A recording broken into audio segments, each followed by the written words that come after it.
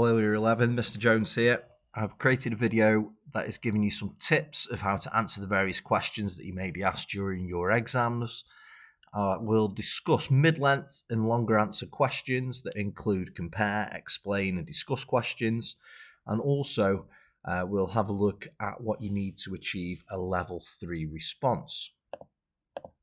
So firstly, just going to talk about how timing is the key to success in your exams. So if the exam is an hour and a half long, so 90 minutes, the exam is worth 80 minutes. That means you've got around about 1 minute per mark going into the exam, which gives you 10 minutes to spare. So you can check your answers, correct any English, and add any additional points where you see fit. You should aim to spend longer on the 6 to 9 mark questions and aim to answer the 1 mark question in around a minute or so if possible. So that means we don't want to be agonising for say 5 minutes over a one point answer, as you'll have enough time to complete the exam and you'll be missing out on the marks that you could be achieving on the other questions. So, key principles for answering the exam questions. Firstly, making sure that we're reading the question carefully, understanding what it's asking us, highlighting or underlining any keywords or phrases that we've got to relate to in our response. Look at the number of marks, as this is going to give us a clue of how to structure our answer. For the longer questions, it's a really good idea to plan how you're going to answer that question and making sure that we're writing clearly, using correct English. If the examiner can't understand your answer, you're not going to be awarded the marks. So the first type of question we're going to look at an example of a mid-length exam question. So the first thing we need to do is read the question carefully. So Timothy has created a mathematics quiz using a high-level programming language. Describe 2 differences between how an interpreter and a compiler would translate Timothy's mathematics quiz. So after we've done that, the next thing we need to do is highlight or underline any of the keywords and phrases. So we're going to underline. So we've got that we need to describe 2 differences between how an interpreter and a compiler. So we know that's the key principle of this question. And we also need to make a note of how many marks is available, and we can see that this question is a 4-mark question. So a possible response to this question would be: an interpreter translates 1 line at a time, whereas a compiler translates the entire program in one go. An interpreter stops translating when it finds an error. However, a compiler only shows the error messages at the end of compiling the whole program. So, as we can see in the first mini paragraph, we've got 1 difference that's identified, which is how the translator works, and the answer describes how each translator works differently. So that would gain us 2 marks. And then the second point, we've got the second difference is identified, so it's notifying the user of errors, and the answer describes how each translator works differently. So that again will be another 2 marks. So that response would gain the full marks from this question. And it's also important to note of some words that we can use when comparing differences. So here we've used whereas and however. So we've also got compare type questions. So in the question we've just looked at, we were asked to describe 2 differences, but sometimes you're asked to compare 2 or more ideas. So some key things that we need to think about with this: we need to look for similarities and differences between those 2 ideas. We could be asked to discuss advantages and disadvantages. And again, we need to be making sure that we're reading that question carefully so we know exactly what we are being asked to do. So First, we've got a compare question example. So it says, in recent years, there has been a large growth in the use of cloud storage. Discuss the advantages and disadvantages of using cloud storage. In your answer, you should include an explanation of the reasons for the large growth in recent years and consider any legal, ethical, and environmental issues related to the use of cloud storage. So, first thing again, we want to pick out the key principles of the question. So we've underlined advantages and disadvantages of cloud storage. We've got the the explanation of the reasons for the large growth. We need to include legal, ethical, and environmental issues related to the use of cloud storage. And we can see that it's worth 9 marks. So let's have a look at a possible full answer for this question to see if we can get 9 marks. So cloud computing has grown because higher bandwidths on mobile networks has made it easier to store photos on the cloud, and people have a higher level of trust in cloud storage as the security has improved. So here we've explained the reasons for growth in cloud storage.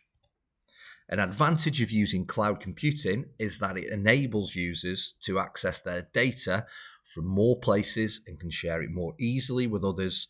However, a disadvantage is that this has increased security risks and people may have their personal data stolen if they do not use encryption and secure networks. So this point explains an advantage and a disadvantage, and linking to the last question we looked at, we've used that however, and we've also included a legal issue.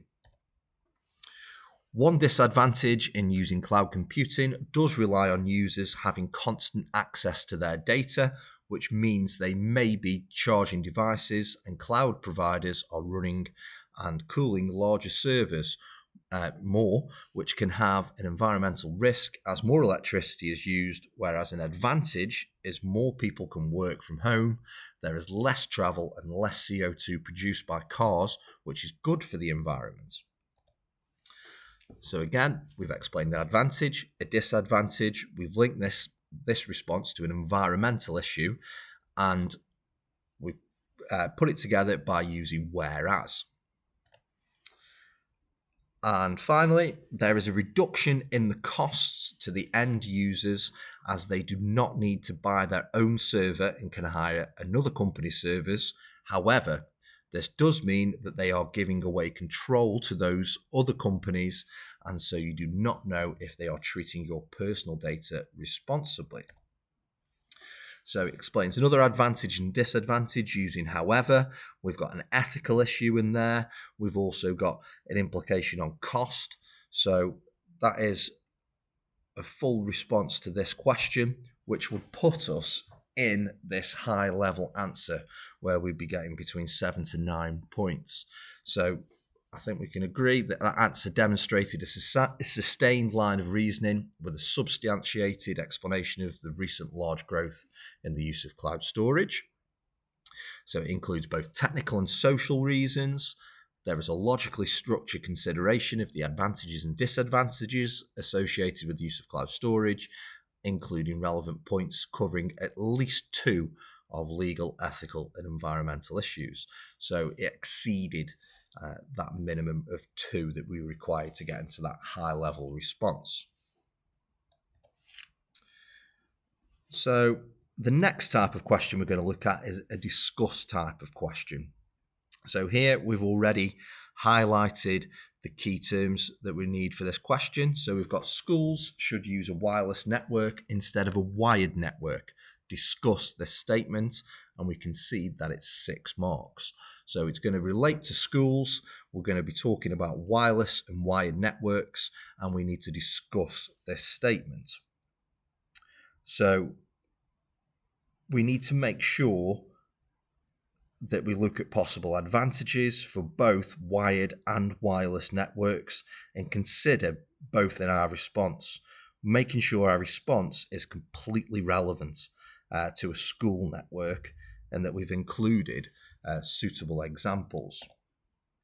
So let's have a look at this. So we need to be considering that we are giving clear advantages for both types of networks, so for both wireless and wired in this response.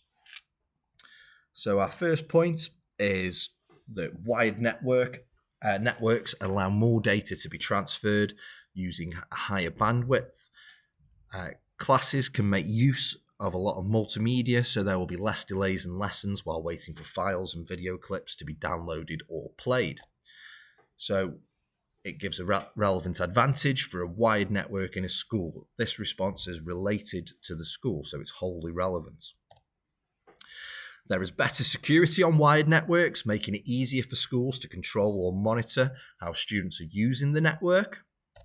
So again, another relevant advantage for a wired network, and it is related to a school. Now we move on to wireless. So a wireless network allows students to make use of their own portable devices in their learning. So we've got that relevant advantage relating to a wireless network, and it's wholly related to the school. And the next point, pupils can use devices that are connected to a wireless network and move about without the danger of tripping over cables. So again, another relevant advantage, talking about the safety. And the final point is using a wireless network allows pupils to work in a more flexible environment, for instance, outside during a PE lesson. So another advantage of using a wireless network that is wholly relevant to a school setting. So the next type of question we're going to look at is an explain type of question. So sometimes this question is going to ask us to actually go into an explanation of something.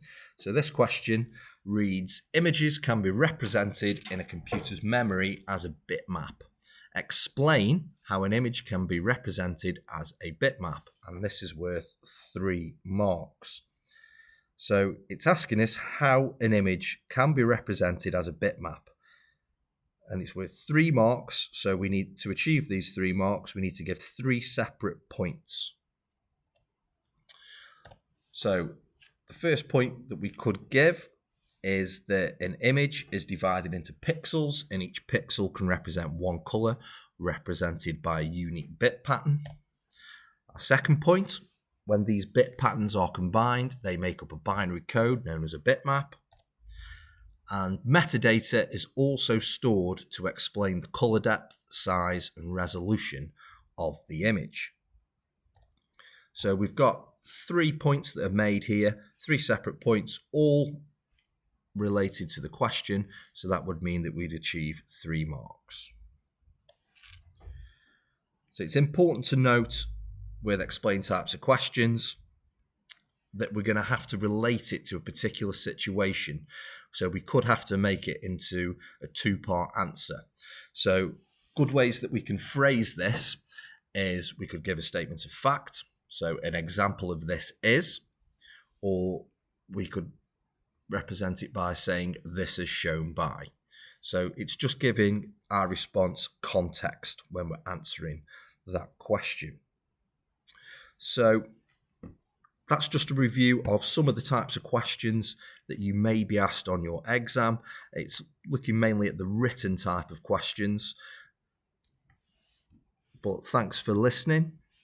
And if you do need any assistance with any other types of questions, please ask myself or Mr. Smith. Thank you very much.